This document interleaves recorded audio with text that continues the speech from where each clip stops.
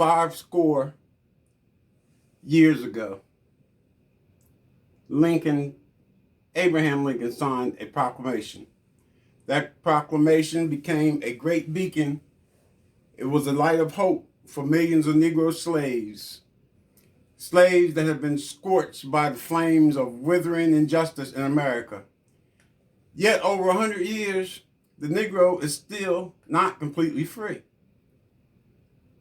100 years later, life of the Negro is still badly crippled by the shackles of segregation and the chains of discrimination. 100 years later, the Negro lives in communities of poverty. 100 years later, the Negro is still struggling in the corners of American society, and he finds himself a prisoner in his own land. So I want to speak a little bit on this shameful condition. In a sense, I've come to cash you a check. When the architect of our republic wrote the words of the Constitution and the Declaration of Independence, they were signing a promissory note, which was to include every American. This note was a promise that all black men, as well as white men, would be guaranteed the rights of life, liberty, and pursuit of happiness. But it is obvious today that America has defaulted on this promissory note, as far as people of color is concerned anyway. Instead of honoring that sacred obligation, America has given us Negro people a bad check. A check that has come back marked insufficient funds. Well, but I will refuse to believe that a bank of justice is bankrupt. I refuse to believe that there are insufficient funds in the great vault of opportunity in this nation of America. So I've come to cash this check.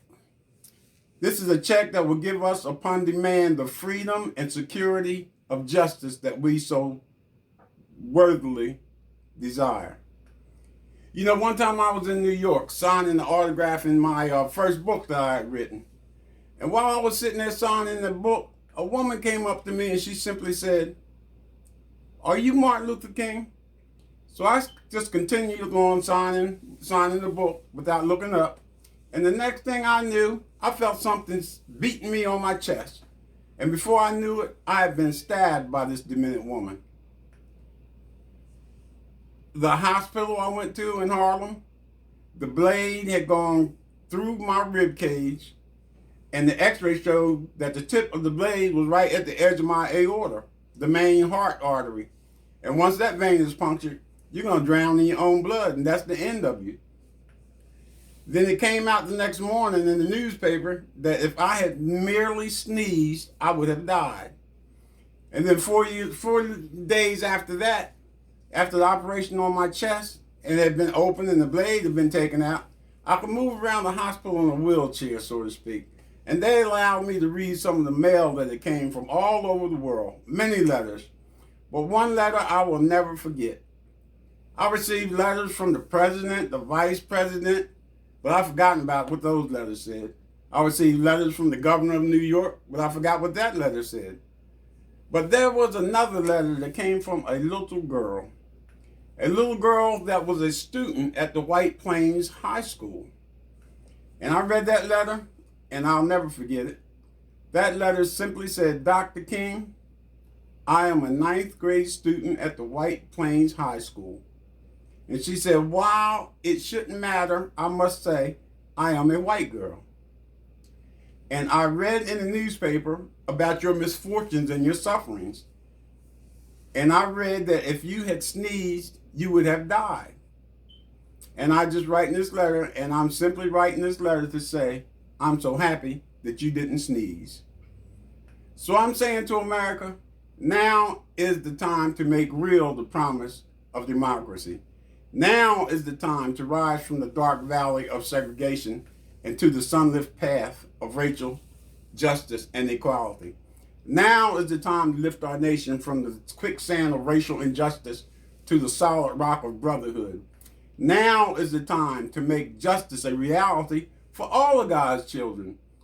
Those who hoped that the Negro needed a blow to blow off steam and now will be content, well, you have a rude awakening if this nation returns to business as usual.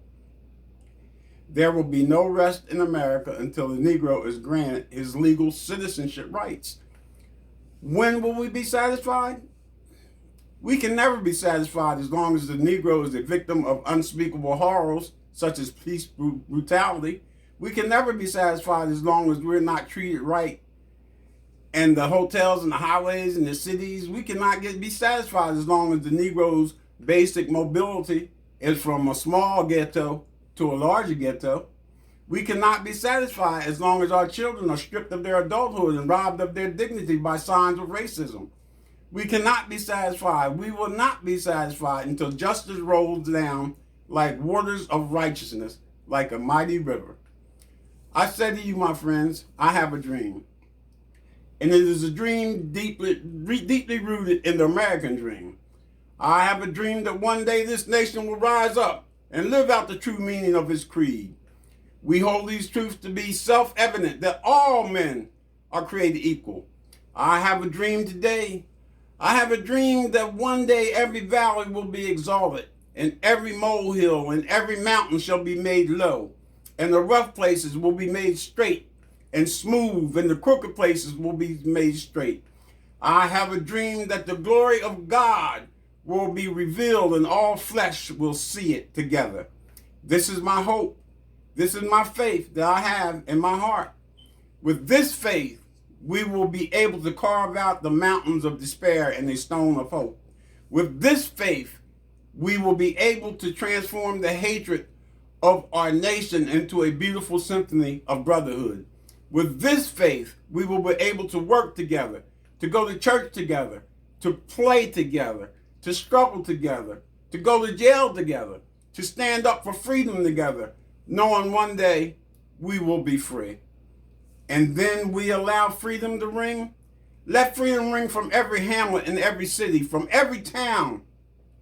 It will speed up the day when all of God's children, black men, white men, Jews and Gentiles, Protestants and Catholics, will be able to join together, join hands and sing the words of the old Negro spiritual.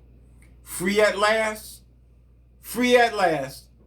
Thank God Almighty, we are free at last. Happy Martin Luther King Day. God bless you.